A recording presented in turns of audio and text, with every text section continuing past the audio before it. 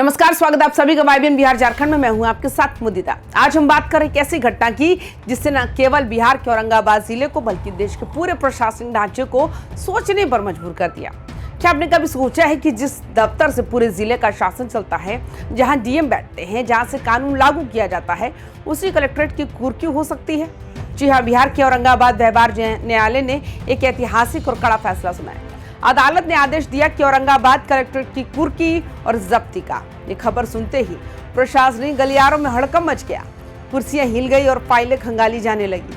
आज के इस विशेष बुलेटिन में हम इसी मुद्दे की तह तक जाएंगे। हम बताएंगे आखिर क्यों एक जज को इतना सख्त कदम उठाना पड़ा कि उन्हें जिले के सबसे बड़े प्रशासनिक कार्यालय पर ही ताला लटकाने का आदेश देना पड़ा।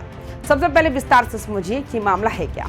औरंगाबाद व्यवहार न्यायालय के सिविल जज सीनियर डिवीजन प्रथम डॉक्टर दीवान फहद की अदालत ने यह कड़ा रुख अपनाया। ये मामला कोई एक दो दिन का नहीं बल्कि सरकारी तंत्र की उस लंबी सुस्ती और अदालती आदेशों की अवहेलना का नतीजा है, जिसे कोर्ट ने अब बर्दाश्त से बाहर माना है। अदालत ने कोर्ट के नाजिर को स्पष्ट निर्देश दिया कि 15 दिनों के भीतर कलेक्ट्रेट की कुर्की की कार्रवाई करे और इसकी रिपोर्ट सीधे न्यायालय को सौंपे। सोचिए, एक तरफ जनता की चुनी हुई सरकार का प्रशासन और दूसरी तरफ संविधान की रक्षा करने वाली न्यायपालिका। जब प्रशासन न्याय के आदेशों को रद्दी की टोकरी में डालने लगता है, तब डॉक्टर दीवान फहद जैसे जज को कलम की ताकत दिखानी पड़ती है। अब बात करते हैं उस आम आदमी की जिसकी वजह से ये पूरा तंत्र आज कटघरे में खड़ा है। ये कहानी है हरे कृष्ण प्रसाद की। हरे कृष्ण प्रसाद एक डिक्रीधारी है, यानी कि ऐसे व्यक्ति जिनके पक्ष में न्यायालय ने पहले ही फैसला सुना दिया था।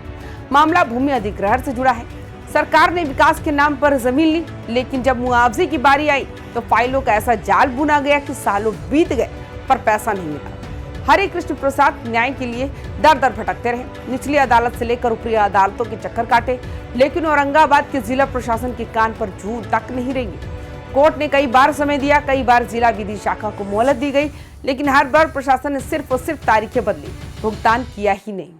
आखिर क्यों एक आम आदमी की फाइल कलेक्ट्रेट की धूल फांकती रह जाती है?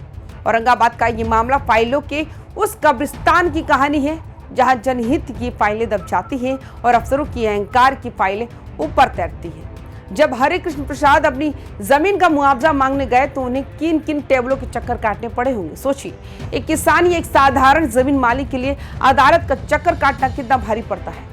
एक तरफ घर चलाने की चिंता, दूसरी तरफ कोर्ट की तारीखें और दूसरी तरफ प्रशासन जिसके पास संसाधनों की कोई कमी नहीं है, लेकिन नीयत की भारी कमी है।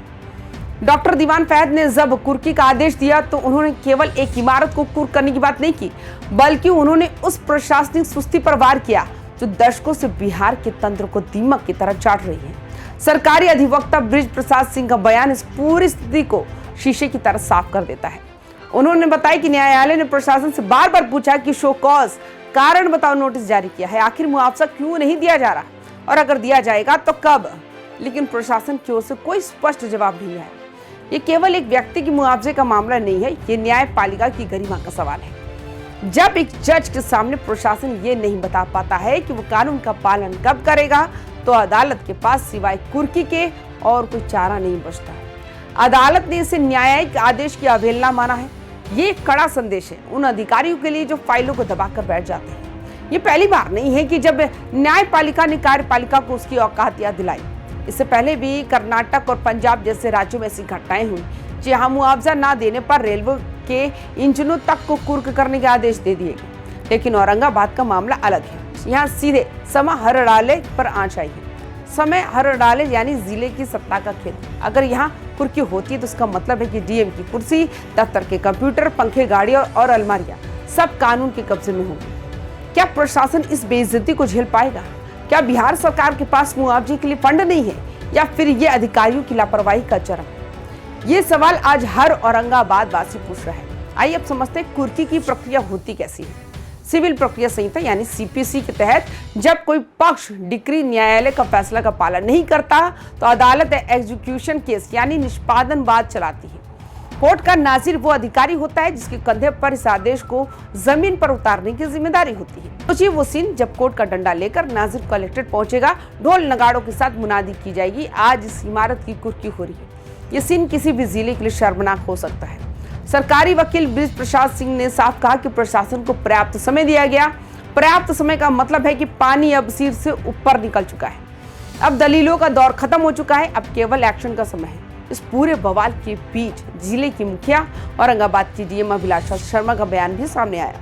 डीएम ने कहा कि वे कोर्ट के आदेश के प्रति इंतजार कर रही हैं। प्रशासन अब विधि शाखा से राय लेकर कानूनी प्रक्रिया के तहत आगे बढ़ने की बात कह रहा है। लेकिन यहाँ सवाल ये उठता है, क्या प्रशासन को इस कड़े आदेश का इंतजार था? क्या बिना कुर्की के आदेश को मुआवजा देना संभव नहीं था? प्रशासन भले ही इसे कानूनी प्रक्रिया कहे, लेकिन आम जनता की नजर में यह प्रशासनिक विफलता का सबसे बड़ा उदाहरण है। अब सबकी निगाहें 9 मार्च पर टिकी है, जो सुनवाई की अगली तारीख है। डीएम अभिलाषा शर्मा ने कहा कि वे कानूनी प्रक्रिया का पालन करेंगी, लेकिन क्या कानूनी प्रक्रिया केवल समय बिताने का एक जरिया है? अक्सर देखा गया है कि प्रशासन ऐसे मामलों में ऊपरी अदालतों यानी हाई कोर्ट का दरवाजा खटखटाकर स्टे लेने की कोशिश करता है। लेकिन यहाँ सवाल नैतिक है।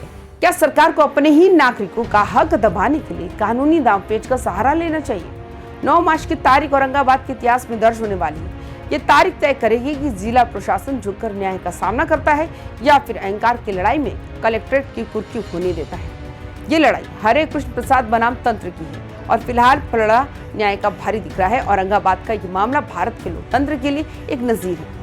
अगर 15 दिनों के भीतर मुआवजा नहीं मिला और वास्तव में कलेक्ट्रेट की कुर्की की गई तो बिहार के प्रशासनिक इतिहास की एक ऐतिहासिक घटना होगी। यह बताता है कि लोकतंत्र में कोई भी संस्थान कानून से ऊपर नहीं है, चाहे वो जिले का सबसे बड़ा दफ्तर ही क्यों ना हो। न्याय में देरी न्याय न मिलने के बराबर है और डॉक्टर दीवान फहद की अदालत ने यह साबित कर दिया कि गरीबों के हक के लिए अगर उन्हें कलेक्टर तक को कुर करना पड़े तो वे पीछे नहीं हटेंगे।